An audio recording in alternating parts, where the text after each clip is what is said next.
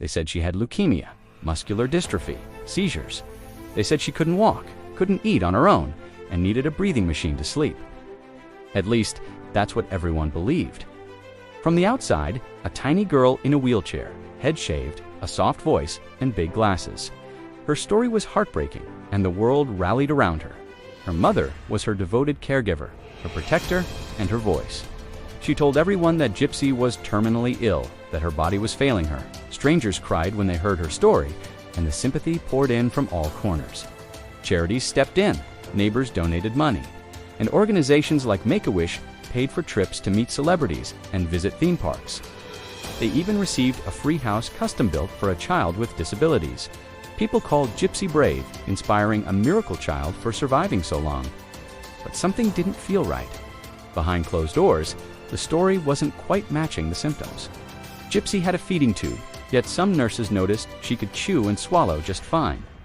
She was confined to a wheelchair, but one medical professional suspected her leg muscles looked surprisingly normal. Her medical records were a chaotic mess, long, complicated, and scattered across dozens of hospitals and clinics.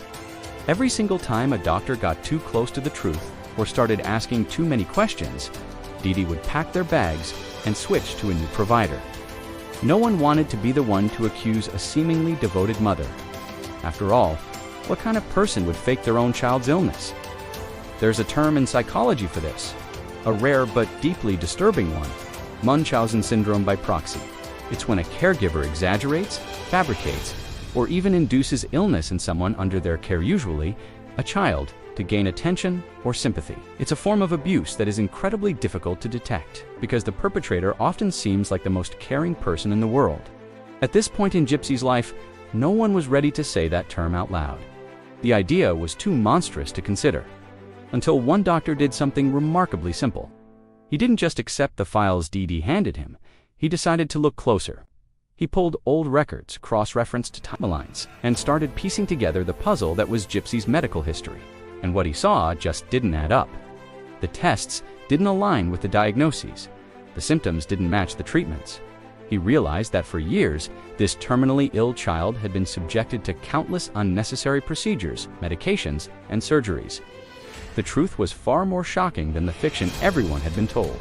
This doctor's discovery was the first crack in a carefully constructed wall of lies, a wall that was about to come crashing down in the most unbelievable way imaginable. What happened next would change everything. To find out what the doctor uncovered and how this story unfolds, make sure you're subscribed.